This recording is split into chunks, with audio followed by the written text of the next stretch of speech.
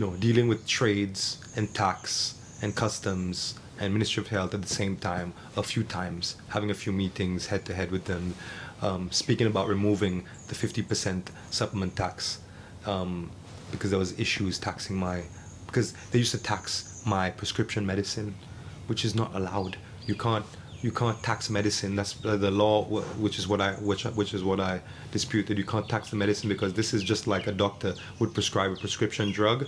My herb medicine, like I make, like for you come and see me, Lucy. If you come and see me with any issue, say if you have a cold, but the herbal medicine that I make for you, it's specifically designed just for you. So it's a prescription medicine and it's a practitioner only medicine. Yeah. You cannot buy this medicine to mix it for someone if you're not a practitioner. You have to have the qualification of practitioner, then you get the medicine, then you prescribe. So it's a practitioner only prescription medicine, but they were taxing it. Are they still taxing it? No, so I had to fight with them Yeah. to remove that 15% tax. So eventually, after much discussions, not fight, after much negotiations and discussions, then they removed that off the prescription medicines, Yeah. but the argument was for them to also remove it off the supplements because some of my supplements were like other pharmacies and other places were buying, but some of them were like specific naturopathic products that, like a high dose vitamin D, a high dose vitamin A, which were not around at that time, and I use that as part of my profession, also as prescription medicine, but they classified that as an over-the-counter health supplement, which needs to be taxed 15%, and regardless if you're a naturopath or not. So I said that was not right because I'm a naturopath and trained, so I have the qualification and the education and the training required to dispense these things, and other people who have access to it don't.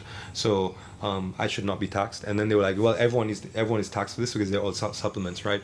So then I was like, well, this should be removed. And one of the people who used to work at tax as well, in the discussions, he said, why don't you just remove the tax? Because he's a naturopathic doctor, the only naturopathic doctor. He's bringing in all of these things as medicine. You should just remove the tax, and they wouldn't allow that. And up till today, anyone who brings in supplements to sell has a 15% tax on it.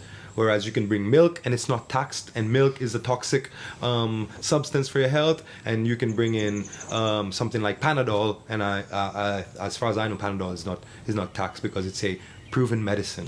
So, but a supplement is taxed, which is not fair because health maintenance and wellness should be promoted. In other words, people buy supplements, vitamins and so forth. You don't buy it because you're sick, only because you're sick. You buy it to maintain health as well. Prevention, So, and we don't make supplements in our country. We have to import them in our country. People in the UK, people in Europe, people in South Africa, in Australia, in America, they have factories where they manufacture health supplements. We do not. Yeah. So I don't see why it should be taxed, because this is something that can benefit the Ministry of Finance and Ministry of Health, for example, because, say, if people are encouraged to take vitamins and certain supplements, then the rate of disease may reduce, which would increase public health, which means you would spend less on the Ministry of Health, so.